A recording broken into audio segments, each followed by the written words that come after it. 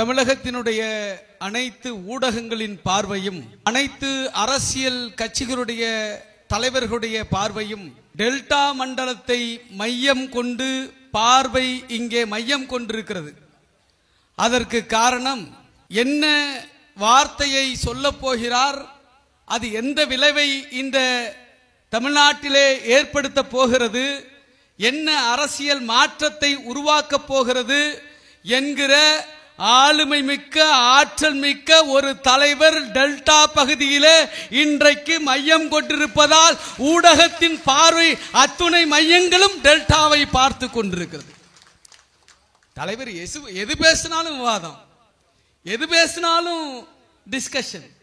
டிவியை திறந்தா, டீ கடைக்கு போனா, மக்கள் கூடுகிற இடத்திற்கு போனா அவர் சொன்ன கருத்து அப்படி இருக்குமோ இப்படி இருக்குமோ, இல்லை இல்லை இதுதான் அதுதான் என்று இன்றைக்கு தமிழகம் உற்று நோக்குகிற, தமிழகத்தினுடைய அரசியலை தீர்மானித்துக் கொண்டிருக்கிற, தமிழகத்தினுடைய அரசியல் திசைவழியை, அதன் மூலமாக இந்தியாவினுடைய அரசியல் திசைவழியை தீர்மானித்துக் கொண்டிருக்கிற தலைவர், ஒற்றை தலைவர், சுயம்பு தலைவர், நம் தலைவர் டாக்டர் எழுச்சி தமிழர் என்பதை இந்த நேரத்திலே நாம் பெருமையோடு சுட்டிக்காட்ட கடமைப்பட்டிருக்கிறேன். அரசியல் கட்சி நடத்துபவர்கள், அரசியல் கட்சிக்கு தலைவராக இருப்பவர்கள் சீட்டையும் நோட்டையும் தங்களுடைய வீட்டையும் பற்றி மட்டும் கவலைப்படுவார்கள்.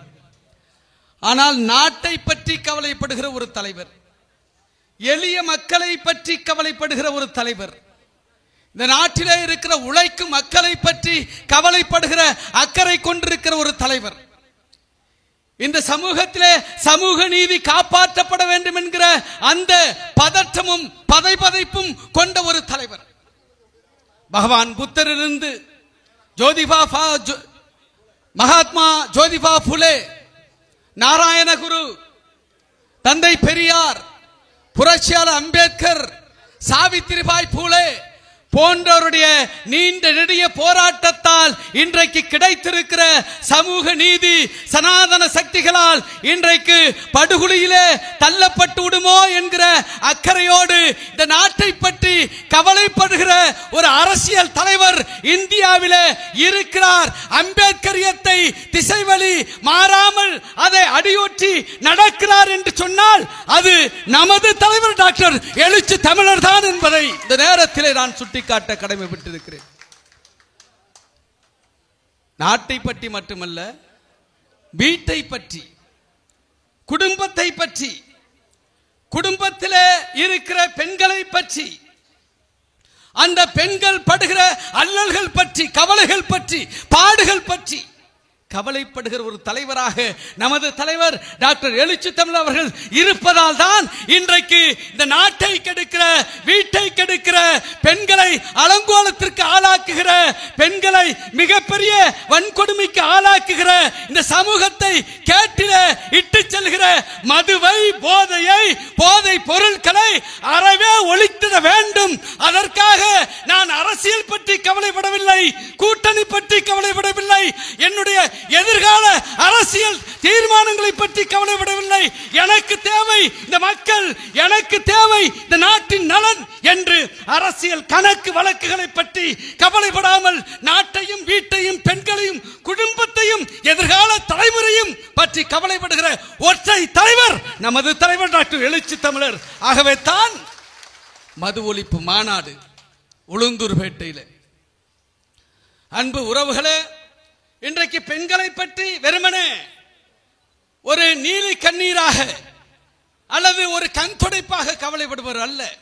புரட்சியாளர் அம்பேத்கர் அவர்கள் குறிப்பிட்டார்கள், ஒரு சமூகத்தினுடைய முன்னேற்றத்தை, வளர்ச்சியை, இந்த சமூகம் வளர்ச்சி அடைந்திருக்கிறதா, முன்னேற்றம் அடைந்திருக்கிறதா என்பதை எதை கொண்டு தீர்மானிக்க வேண்டும் என்று சொன்னால், அந்த சமூகத்தில் பெண்கள் பெற்றிருக்கிற உயர்வை, பெண்கள் பெற்றிருக்கிற கல்வியை, பெண்கள் பெற்றிருக்கிற விடுதலையை அளவீடாக கொண்டுதான் ஒரு சமூகம் வளர்ச்சி அடைந்திருக்கிறதா இல்லையா என்பதை தீர்மானிக்க முடியும் என்று புரட்சியாளர் டாக்டர் அம்பேத்கர் அவர்கள் குறிப்பிட்டு சொல்லியிருக்கிறார்கள். அப்படி பெண்களுக்காக பெண்கள் அரசியல் அதிகாரத்திற்கு வர வேண்டும், பெண்கள் அனைத்து நிலைகளிலும் ஆளுமை பெற்று திகழ வேண்டும், என்று கவலைப்படுகிற புரட்சியாளர் அம்பேத்கர் வழியில் கவலைப்படுகிற ஒற்றை தலைவர் டாக்டர் எழுச்சி தமிழர். அதற்கு உதாரணம், இந்தியாவில் எந்த கட்சியும் தன்னுடைய கட்சி அதிகாரங்களில், பொறுப்புகளில், மாவட்ட செயலாளர் பதவியில் பெண்களுக்கென்று இடஒதுக்கீடு இது நாள் வரை கொடுத்ததில்லை.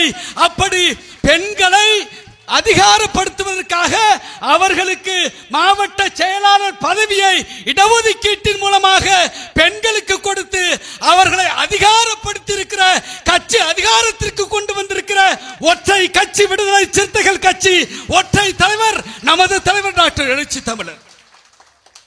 அந்த தலைவரை நாம் நமது வாழ்நாளில் பக்கத்திலே பார்க்கிறோம், தொடுகிறோம், பேசுகிறோம் என்பதே நாம் பெற்றிருக்கிற பாக்கியம், பெருமை என்பதை இந்த நேரத்தில் நான் சுட்டிக்காட்ட கடமைப்பட்டிருக்கிறேன். எடுத்து விட்டார் தலைவர், எடுக்க மாட்டார், எடுத்தால் வெற்றியோடு முடிக்காமல் விடமாட்டார். ஒன்றை சொல்லுகிறேன், போதை வஸ்துக்களும் மது கடைகளும் யாரை சீரழிக்கிறது என்று சொன்னால் அடித்தட்டு மக்களை தான் சீரழிக்கிறது. கள்ளக்குறிச்சியிலே நடைபெற்ற விசச்சாராய இறப்பிலே 69 பேர் இறந்து போனார்கள். அந்த 69 பேரிலே 40க்கு மேற்பட்டவர்கள் தலித்துகள், இதரர்களும் கூட பொருளாதாரத்திலே, வாழ்நிலையிலே அடித்தட்டு மக்களாக இருக்கிற மாற்று சமூகங்களை சார்ந்தவர்கள். இப்படி உழைக்கும் மக்களை பற்றி கவலைப்படுகிறார். ஒரு செய்தியை இன்றைக்கு அவர் தெரிவித்தார், அப்படியே நமக்கு சிலுத்து போனுச்சு. ஒரு பகுதியிலே ஒரு மீனவர் பெண்கள் வசிக்கிற இடத்திலே கள்ளச்சாராயத்தால், விசச்சாராயத்தால் உயிரிழந்த அந்த குடும்பத்தை சந்திக்கிற பொழுது ஒரு பெண்ணை பார்த்து அந்த பகுதிக்கு சென்று அவர் ஆறுதல் சொல்லுகிற பொழுது, கணவனை இழந்த ஒரு கைம்பெண், ஒரு மீனவ பெண் கேட்டாராம், எங்களுக்கு அரசாங்கம் 10 லட்சம் இழப்பீடு கொடுத்திருக்கிறது. அந்த இழப்பீட்டை வைத்து 10 லட்சத்தை வைத்து என்னால் ஒரு பொட்டு வாங்க முடியுமா, ஒரு முழம் பூ வாங்க முடியுமா என்று ஒரு பெண் கேட்கிறாரே, அதற்கு என்ன பதில் சொல்ல முடியும் என்று நெகிழ்ச்சியோடு அவர் கண்களிலே கண்ணீர் ஓரத்திலே சிந்துகிற அந்த உணர்ச்சி பிளம்பாக அவர் சொன்னதை நான் இன்றைக்கு அருகே இருந்து பார்த்தேன். அப்படி உழைக்கும் மக்களை பற்றி கவலைப்படுகிற அவர்களுடைய பாடுகளை குறித்து மிகவும் தன்னுடைய வாழ்க்கையை அந்த பாடுகளில் இருந்து அவர்களை விடுதலை செய்வதற்காகவே ஒப்படைத்திருக்கிற ஒரு ஒப்பற்ற தலைவரை நாம் பெற்றிருக்கிறோம். அருமை உறவுகளே, இன்றைக்கு எத்தனையோ பேர் பேசுறான், பாட்டாளி மக்கள் கட்சி நாங்க PhD முடிச்சிருக்கிறோம், நீங்க LKG தான். பரீட்சை வச்சு பார்ப்போம், PhD ஸ்டூடெண்ட்டுக்கும் LKGக்கும் யார் மார்க் எடுக்கிறான்னு பார்ப்போம், யார் மார்க் எடுக்கிறான்னு பார்ப்போம். விளையாடுறீங்களா? எல்லாம் பிட்டடிச்சு பாஸ் பண்ணுவீங்க. நீங்க கள்ளச்சாராயம் விற்கிறத உங்க கும்பல் தானே, காய்ச்சறத உங்க கும்பல் தானே, யாருகிட்ட வந்து போட்டி போடுறீங்க? இப்படிப்பட்ட சூழலில் தான் அருமை உறவுகளை இன்றைக்கு 1995 RSS ஒரு செயல் திட்டம், ஒரு அஜெண்டா நான் பள்ளி மாணவனாக இருந்த பொழுது படித்த நினைவு இருக்கிறது. தலித்துகள் வாழுகிற பகுதியிலே, தீண்டத்தகாத மக்கள் வாழுகிற பகுதியிலே போதை பொருள்கள் விற்பனை செய்ய வேண்டும், மது விற்பனை செய்ய வேண்டும், கஞ்சா விற்பனை செய்ய வேண்டும்.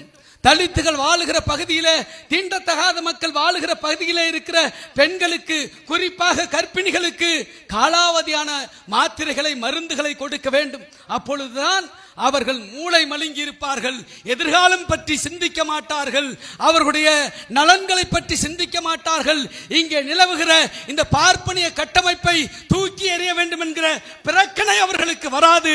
ஆகவே அவர்களுக்கு பிறக்கிற குழந்தைகள் மூளை குறையோடு, நொண்டியாக, நொடமாக, குறைகளோடு பிறக்க வேண்டும் என்று சொன்னால் அந்த பகுதியிலே காலாவதியான மாத்திரைகளை கர்ப்பிணி பெண்களுக்கு கொடுக்க வேண்டும், மருந்துகளை கர்ப்பிணி பெண்களுக்கு கொடுக்க வேண்டும். அந்த பகுதியிலே கள்ள சாராயம் விற்க வேண்டும், மது விற்க வேண்டும் என்றெல்லாம் RSS செயல் திட்டம் 1995 அந்த செயல் திட்டத்தை நான் படித்திருக்கிறேன். RSS சொன்னா என்ன, இப்ப எந்த அரசு அதை செஞ்சா என்ன?